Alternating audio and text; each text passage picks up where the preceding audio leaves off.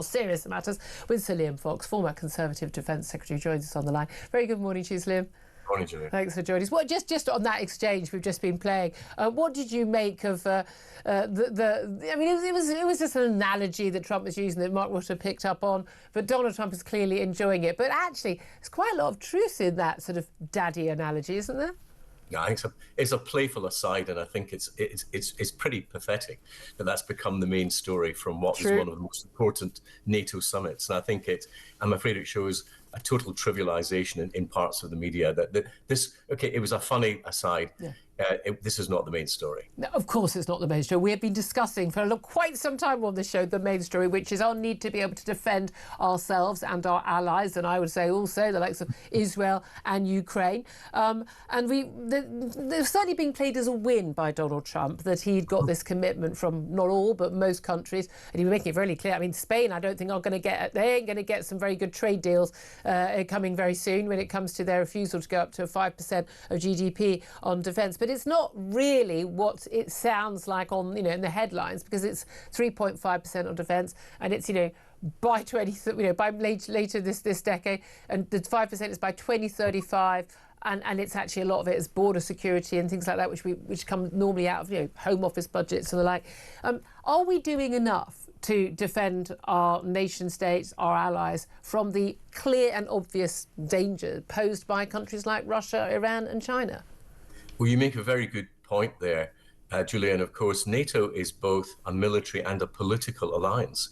And what we saw very much yesterday was the political side of that, showing unity of purpose in committing to those figures. You're completely correct that within those figures, there's a fair amount of smoke and mirrors. It's not just about defense spending, as we normally talk about, but defense and security spending. And even within the defense spending itself, it's extending the definition somewhat to bring in areas that we wouldn't traditionally regard as being part of pure defense.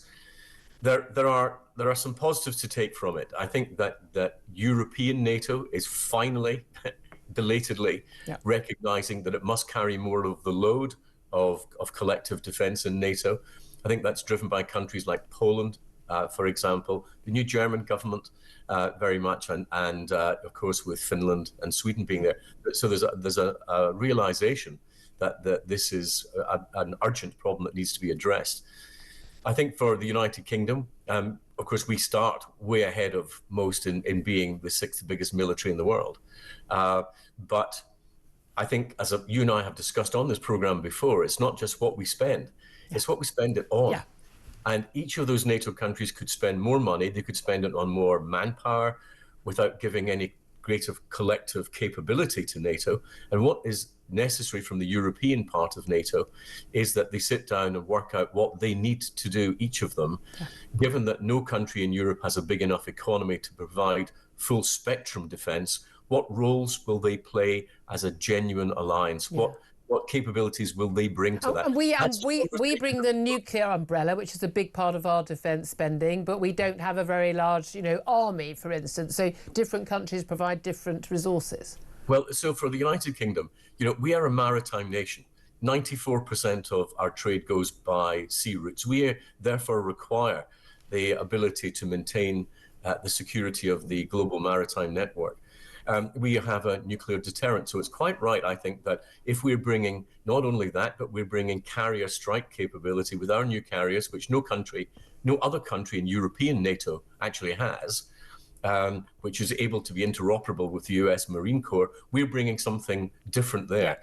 It is unreasonable to expect the United Kingdom to provide the nuclear deterrent, carrier strike, the cyber capabilities that we have, and our expeditionary forces, to also have an army that is capable of being the land defences for Europe. That is what Germany and France and Poland and other countries will need to bring to the alliance. The British taxpayers cannot be expected to carry the greater burden of that. So I think that is the conversation we have to have. Mark Rutte's real task is going to be getting those European countries to be coordinated in what they actually bring to collective defence.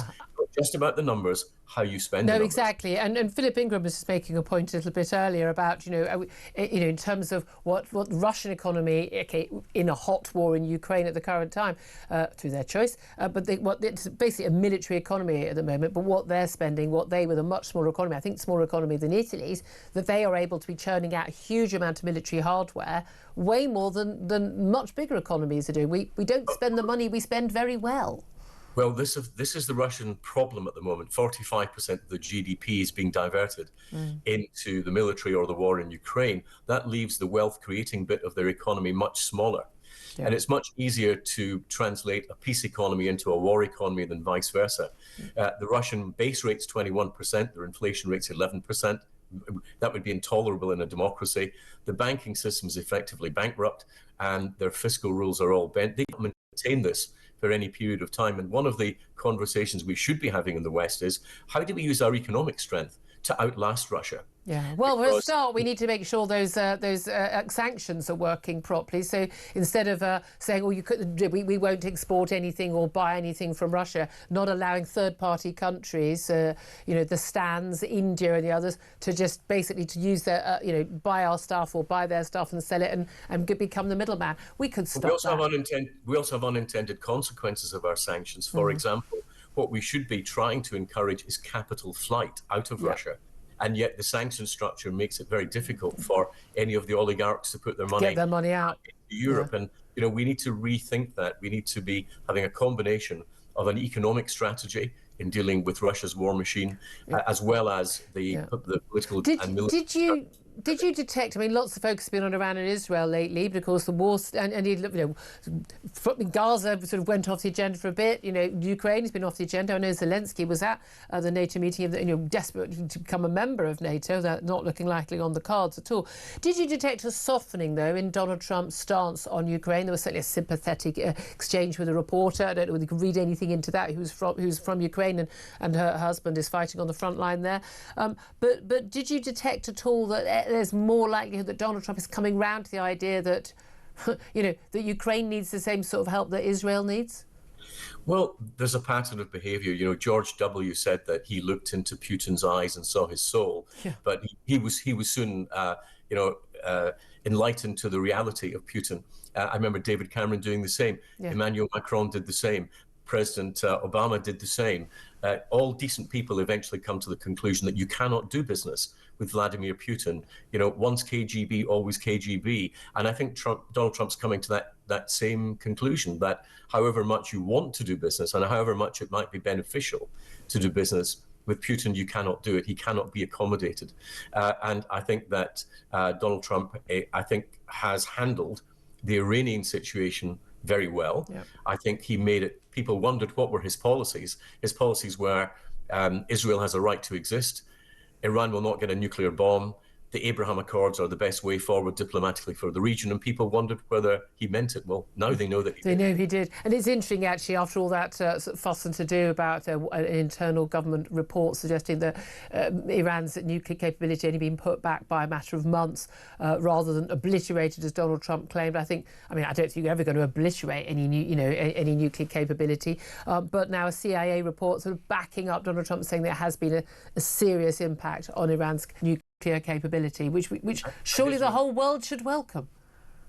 And Israel coming up with a similar conclusion. I think that what they'll determine is that the Iranian nuclear program has probably been put back years, that it would cost a huge amount of money that Iran doesn't have to reconstitute it, and that there are signs of changes in attitude in the Iranian hierarchy. Against that, we know that they probably moved their stocks of uranium somewhere else. They could restart the program. Maybe, just maybe, there's a chink of light here in terms of getting a change in attitude, if not immediately from the current Iranian leadership, from some kind of not revolution, but evolution of what is happening there. And I think that Donald Trump he read the signals well in terms of Iran's response to his attack on the nuclear facilities.